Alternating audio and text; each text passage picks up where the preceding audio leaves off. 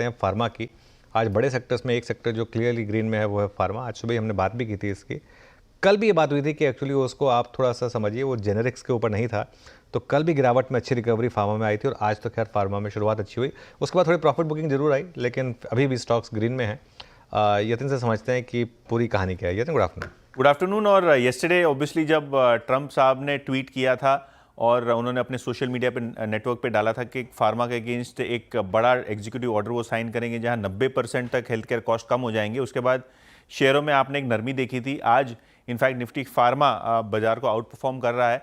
कहीं ना कहीं अगर हम दवाओं के दूसरे देशों के भाव को लेकर जो असमंजस था, यहाँ ब्रॉडली अंडरस्टैंडिंग ये है कि ईयू और कनाडा जैसे देशों में जहाँ से दवाइयाँ इंपोर्ट होती हैं या जो ब्रांडेड प्लेयर्स हैं उनकी जो बिलिंग होती है उस तरीके की ही, उस तर्ज पे ही लेवल प्लेइंग फील्ड पे बिलिंग अमेरिकन कंपनी और फार्मा सेक्टर के लिए हो, जिससे हेल्थ केयर कॉस्ट घट सकें।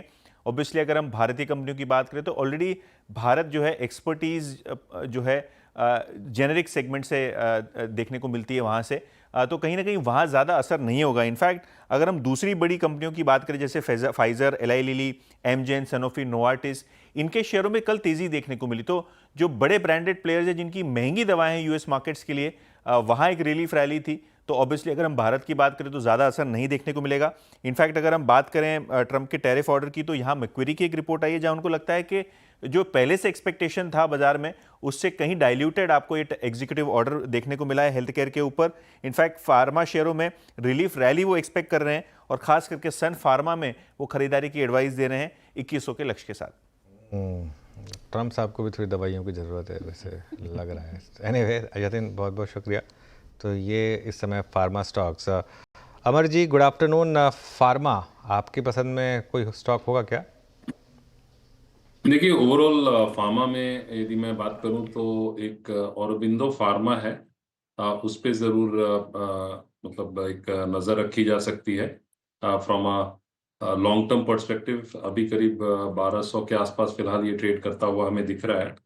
और यदि मैं फंडामेंटल पर्सपेक्टिव से देखूं तो हालांकि इसकी सेल्स ग्रोथ वैसी नहीं रही है, मतलब सिंगल डिजिट में ग्रोथ हम लोगों ने देखा है, बट ओवरऑल जो जेनरिक फार्मास्यूटिकल्स हैं और उसका कैसा ये इम्पैक्ट रहता है वो हमें देखना होगा, क्योंकि लार्जेस्ट जेनरिक कंपनी है यूएस की, ये इंडिया की कंपनी होते हुए। और तो मैं ये मानता हूँ कि इसमें लॉन्ग टर्म पर्सपेक्टिव से ट्रेड किया जा सकता है। अभी फिलहाल यदि मैं प्राइसिंग के पर्सपेक्टिव से भी देखूं तो it is not very overly price, तो इसमें एक लॉन्ग टर्म पोजीशन बनाई जा सकती है for a year to 2 years. इसमें करीब 40 to 50% अपसाइड अप्रिसिएशन हमें देखने को मिल सकता है।